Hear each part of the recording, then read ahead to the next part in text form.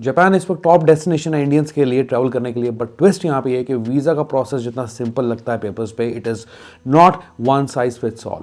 Depending कि आप कहाँ रहते हैं इंडिया से, जापान की वीज़ा की रिक्वायरमेंट्स आपकी पूरी तरीके से चेंज हो सकती हैं। चाहे आप दिल्ली से अप्लाई करें, मुंबई, बैंगलोर से, क्या आपको 3 साल की ITR दिखानी है या 1 साल की चलेगी? कुछ सिटीज़ ये कहती हैं कि कुछ टिकट्स मत लो और कुछ कहती हैं कन्फर्म बुकिंग्स आपके पास होनी चाहिए। This video is one stop solution for Japan tourist visa for Indians in 2026। Stay tuned. लोगों के वीज़ा पर रिजेक्शन आती है क्योंकि रॉन्ग VFS सेंटर से अप्लाई करते हैं या गलत फाइनेंशियल डॉक्यूमेंट्स लगा देते हैं या वो दे मिसअंडरस्टैंड फ्लाइट बुकिंग्स। लेकिन आज की इस वीडियो में मैं कवर करने लगा हूं ज्यूरिडिक्शन रूल्स क्या हैं, what's new this year, region wise document के डिफरेंसेस क्या हैं और कॉमन मिथ्स क्या हैं वीज़ा रिजेक्शन की। तो इस वीडियो को देखने के बाद किसी और वीडियो को देखने की जरूरत नहीं पड़ेगी। आगे बढ़ने से पहले गोल्डन रूल क्लियर करना चाहता हूं कि आपको वहीं से अप्लाई करना जहां पे आप रहते हैं, ना कि वहां से जहां से आपका पासपोर्ट इशू किया गया। मान लीजिए कि अगर आपका कोलकाता से पासपोर्ट इशू हुआ है और आप बैंगलोर में रहते हैं तो VFS बैंगलोर से आप अप्लाई करेंगे, प्रोवाइडेड कि आपको बैंगलोर का रेजिडेंस प्रूफ अपना यानी कि रेंट एग्रीमेंट या यूटिलिटी बिल्स वगैरह दिखाने पड़ेंगे। अगर आप इस रूल को इग्नोर करेंगे तो आपकी वीजा एप्लीकेशन को एक्सेप्ट नहीं किया जाएगा काउंटर पे। थोड़ा इन जनरल बात कर लेते हैं कि जापान वीजा आपको 90 डेज के लिए यानी कि 89 डेज तक के लिए इशू किया जा सकता है before your travel date. Processing time यहाँ पे 5 वर्किंग डेज यूजुअली रहता है, लेकिन ये वेरी भी कर सकता है, डिपेंड करता है कि कॉन्सुलेट पे या वीजा सेंटर्स पे कितना वर्कलोड है या बैकलॉग है। जो डॉक्यूमेंट के फॉर्मेट है स्ट्रिक्टली A4 साइज पेपर पे ही सारी आपकी फोटोकॉपीज या जो भी आप प्रूफ्स लगा रहे हैं वो होने चाहिए। आगे बात करते हैं confirmed versus non confirmed tickets की। चेन्नई और कोलकाता के बारे में अगर बात करूं तो आपको कंफर्म टिकट्स यहाँ पे नहीं दिखानी होती जब तक आपका वीजा अप्रूवल होकर नहीं आता। मुंबई के केस में on the other hand if you see confirm bookings आपको यहाँ पे लगानी होती है और ये जो डिफरेंस है एक मैसिव कंफ्यूजन क्रिएट करती है अक्रॉस इंडिया। आगे बढ़ने से पहले मैं आपको बताना चाहता हूं कि मेरी कोशिश ये रहती है कि 95% एक्यूरेसी के हिसाब से इंफॉर्मेशन मेरे चैनल से आप तक पहुंचे।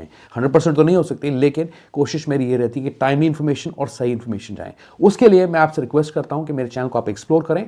You can search for travel man today visa and budget on the YouTube, और हो सके तो चैनल को सब्सक्राइब जरूर करें भर भर के। तो जो भी आपने स्क्रीन पे देखा, लेट मी टेल यू कि जो बेसिक रिक्वायरमेंट्स हैं वो सिमिलर हैं। VFS का रीजन वाइज डॉक्यूमेंटेशन थोड़ा वेरी कर सकता है, लेकिन based on the official checklist here's what stands out. Bank statements की बात करूं, दिल्ली और कोलकाता के केस के अंदर 6 महीने की बैंक स्टेटमेंट लगेगी। मुंबई, चेन्नई, बैंगलोर के केस में 3 महीने की बैंक स्टेटमेंट यहां पे चलेगी।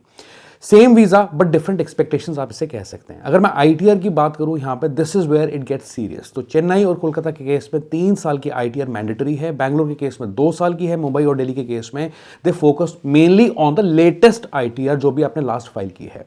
प्रोफेशनल डॉक्यूमेंट्स की अगर बात करूं, बैंगलोर के केस में they ask for KMC certificate for doctors in the case of doctors और बार काउंसिल कार्ड लॉयर्स के केस के अंदर। अब एक यूनिक चीज मुंबई के केस में यह भी है कि जो मुंबई की डॉक्यूमेंट की चेकलिस्ट है वो आपसे 2 साल की ट्रैवल हिस्ट्री मांगती है, यानी कि Australia, Canada, Europe, USA, Japan में अगर आपने प्रीवियसली विजिट किया है तो आप स्पेसिफाई कर सकते हैं, लेकिन वो एक मैंडेट नहीं है। जिन लोगों ने इन कंट्रीज में ट्रैवल नहीं किया है, घबराने की कोई बात नहीं है, आप वीजा फिर भी अपना अप्लाई कर सकते हो। ऐसा कभी हो ही नहीं सकता कि आपको ट्रैवल हिस्ट्री किसी कंट्री की दिखानी पड़े और अगर नहीं है तो आप ट्रैवल नहीं कर सकते उस कंट्री के अंदर। तो ऐसा कुछ नहीं है, वो बस एक फॉर्मेट है जो कि कंफ्यूजन क्रिएट करता है, बट मैंने आपको क्लियर कर दिया है that this is not mandatory. लेकिन अगर आपने ट्रैवल किया इन कंट्रीज में तो आपको ये प्रूफ सबमिट करने चाहिए। ऑलराइट, तो हम हैं जापान VFS की साइट पे और यहां से हम अप्लाई करना शुरू करेंगे अपना जापान टूरिस्ट वीजा। और पहला जो स्टेप्स है to identify right kind of documents and visa, आपको इस पेज पे आना है, वीजा टाइप पे क्लिक करना है और यहाँ पे डिफरेंट ज्यूरिडिक्शन के हिसाब से मुंबई, दिल्ली, कोलकाता, चेन्नई के हिसाब से आपको क्लिक करना है इन टैब्स पे, क्लिक हियर पे, ठीक है। अब चाहे कुछ और सिटीज हैं जो कि उस ज्यूरिडिक्शन में आती है जहाँ पे मुंबई है या न्यू दिल्ली है, तो उनको रिस्पेक्टिवली इस चीज को चेक करके ही करना पड़ेगा। तो फॉर इंस्टेंस अगर मैं दिल्ली की बात करूं एग्जाम्पल के तौर पे, तो आप ये देखिए कि टूरिस्ट वीजा के लिए मेरे पास ऑप्शन आ रहा है टूरिज्म वीजा, लेकिन ये थोड़ा डिफरेंट हो सकता है कुछ और रीजन्स के केस के अंदर। जैसे मुंबई की मैं बात करूं तो मुंबई के केस में आप क्या करेंगे, आप इस पे क्लिक करके temporary visitor visa for sightseeing without guarantor. Okay, temporary visitor visa for sightseeing with guarantor उस केस में अगर आपको कोई फ्रेंड रिलेटिव वहां पे रहता है और आपको इन्वाइट करता है just for the purpose of tourism, तो आपको जो है, अगर कोई ऐसा नहीं है, ऐसा केस नहीं है आपके केस में, तो आपको विदाउट गारंटर ही चूज करना है। This is very clear, I hope. अब इसके बाद क्या है, जो इंपॉर्टेंट चीजें हैं, सारे जो डॉक्यूमेंट्स की चेकलिस्ट है यहाँ पे आपको मिल जाती है रिस्पेक्टिवली हर रीजन के लिए। फोटो की स्पेसिफिकेशंस आप यहाँ पे दे सकते हैं, जैसे 2x2 इंच है इस केस में। प्रोसेसिंग टाइम के बारे में आप जान सकते हैं एंड ऑल्सो डाउनलोड फॉर्म की मैं बात करूँ तो वीजा एप्लीकेशन फॉर्म कैसा लगता है आप देख सकते हैं। ओके, नाउ आगे मैं बात करता हूं कुछ कॉमन कंफ्यूजन की जो कि रिजेक्शन भी क्रिएट कर सकती है लोगों का, और जो मिथ्स हैं उनको मैं क्लियर करने लगा हूं। पहला जो चीज़ है that is 6 months passport validity. ये एक बहुत ही कॉमन मिथ है और कंफ्यूजन है। People think that they believe that travel is impossible if a passport has less than 6 months validity. Reality है कि जापान का ऑफिशियल वीज़ा की वैलिडिटी है that is only till the date you leave Japan. तो उस दौरान आपका passport जो है वैलिड होना चाहिए। जब तक आप जापान में हैं या लास्ट डे आपका जापान में है तब तक एटलीस्ट आपका पासपोर्ट वैलिड होना चाहिए। बट एयरलाइंस और इमिग्रेशन, यहाँ पे कंफ्यूजन कहाँ पे होती है, कहाँ पे मिथ क्रिएट होता है, वो ये कि एयरलाइंस और इमिग्रेशन जो है they often enforce 6 months rule. तो मेरी एडवाइस आपको ये है कि अगर आप जापान भी ट्रैवल करते हैं, पासपोर्ट की वैलिडिटी आपकी 6 months की होनी चाहिए, नहीं तो एयरलाइंस ही आपके लिए प्रॉब्लम क्रिएट कर सकती है, इमिग्रेशन तक आप जा ही नहीं पाएंगे। ठीक है, तो बेटर है कि आप 6 months की वैलिडिटी अपने पासपोर्ट की रखें, अदरवाइज आप पासपोर्ट को अप्लाई करें, रीअप्लाई करें। डमी टिकट्स की अगर मैं बात करूं, ये एक और कंफ्यूजन है कि चेकलिस्ट कहती है कि कुछ कहते हैं कि आपको एक्चुअल टिकट्स बाय करने की ज़रूरत नहीं। रियलिटी ये है कि जितने भी जापानीज कॉन्सुलेट्स हैं स्पेशली दिल्ली और चेन्नई के अंदर, दे क्लियरली से do not bye non refundable tickets.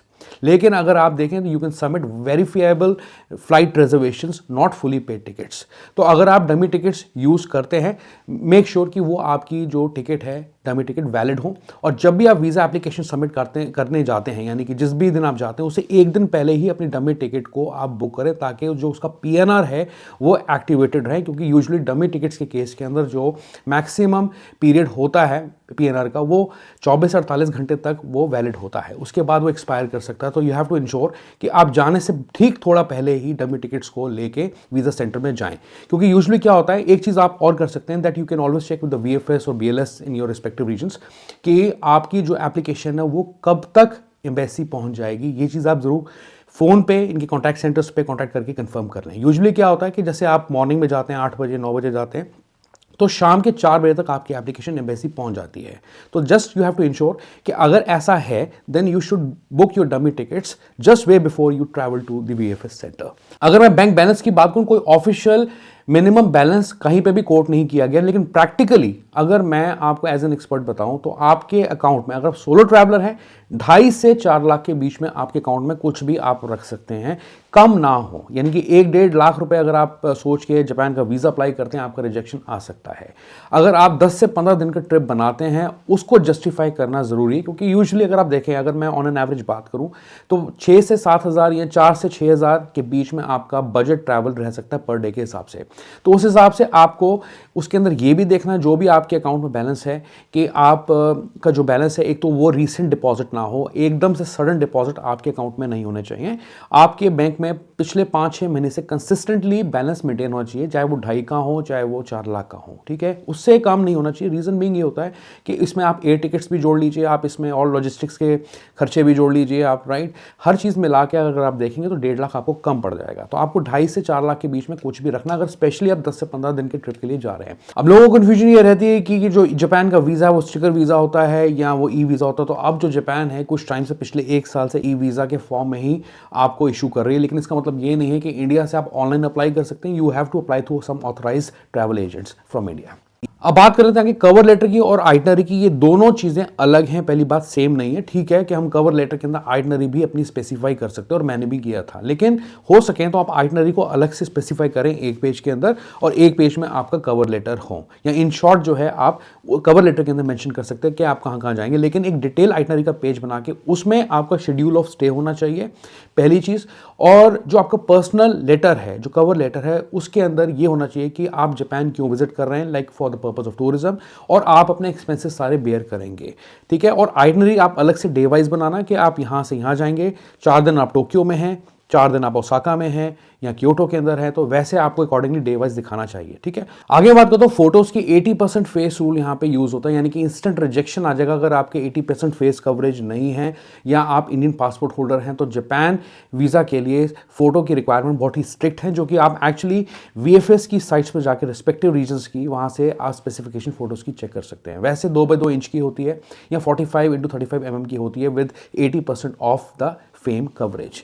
अगर आपका फेस ज़रा सा भी छोटा फोटो में लगेगा, वीएफएस आपको आपकी एप्लीकेशन वापस कर देगी या एम्बेसी रिजेक्ट कर सकती है अगर आगे फॉरवर्ड हो भी गई। अब आगे मैं बात करता हूँ फर्स्ट टाइम एप्लीकेंट्स की या मल्टी एंट्री जो लोग एक्सपेक्ट करते हैं visa. Let me tell you कि अगर आप पहली बार अप्लाई करें जापान का वीज़ा, हो सकता है that you may not be issued multi entry visa for that. It is entirely the embassy's decision और डिस्क्रिशन कि वो आपको सिंगल एंट्री वीज़ा इशू करते हैं या मल्टी एंट्री करते हैं। लेकिन अगर आपकी काफ़ी स्ट्रॉन्ग ट्रैवल हिस्ट्री है और यहाँ आपके प्रीवियस जापान के विजिट्स हैं, तो आप मल्टी एंट्री वीज़ा ले सकते हैं ईजिली। आप स्पेसिफाई करें या ना करें, बाय डिफॉल्ट एम्बेसी भी आपको मल्टी एंट्री वीज़ा उस केस में दे सकती है। अगर आप पे उस पर डेडिकेटेड वीडियो देखनी है कि कैसे मल्टी एंट्री वीज़ा आता है, किसी की सक्सेस स्टोरी जो है मैंने शेयर की आपके साथ, जिन्हें 5 साल का मल्टी एंट्री जापान वीज़ा मिला है based on their strong travel history. एक प्रो टिप मैं आपको देना चाहता हूं कि मान लीजिए आपने ऑलरेडी जापान विजिट कर लिया है, एक बार आपका जापान का वीज़ा लग चुका है और आप मल्टी एंट्री वीज़ा अप्लाई करते हैं, प्लीज़ इंश्योर कि आप 3 साल की ITR को लगा दें, क्योंकि अगर कुछ रीजन 1 साल की ITR आपसे मांगते भी हैं, उस केस में भी आपको 2 या 3 साल की मिनिमम ITR लगानी चाहिए, because that proves your strong financial hold. ठीक है, तो उस केस में आप ऐसा कर सकते हैं। स्ट्रॉन्ग रीजन, स्ट्रॉन्ग डॉक्यूमेंट्स की जरूरत होती है उस केस के अंदर, अदरवाइज ट्रैवल हिस्ट्री हो तो और भी बहुत अच्छा है। तो कंक्लूजन ये है कि jurisdiction matters a lot more than passport city. Documentation जो है वेरी करती हैं रीजन वाइज एक्चुअली, जो कि मैंने ऑलरेडी आपको स्क्रीन पे जाके आज क्लियर कर दिया है। बैंक बैलेंस आपका स्टेबल होना चाहिए, फ्लैशी नहीं होना चाहिए, ज़्यादा सडन डिपॉजिट्स नहीं होने चाहिए। डमी टिकट्स अलाउड हैं, लेकिन केयरफुली आपको उसको लगाना है। फोटोज आइटनरीज के अंदर गलतियां मत करना। कवर लेटर आपका बहुत ही अच्छे से होना चाहिए। कवर लेटर का फॉर्मेट चाहिए, आप मेरी साइट से डाउनलोड कर सकते हैं या उसके अंदर चेंजेस करके आप अपनी एप्लीकेशन को सबमिट कर सकते हैं। जाने से पहले फिर से एक बार बोलता हूं कि चैनल को सब्सक्राइब जरूर करें, इस वीडियो को लाइक करें, शेयर दिस वीडियो, एंड हो सके तो hype this video as well. Goodbye, take care, bye bye.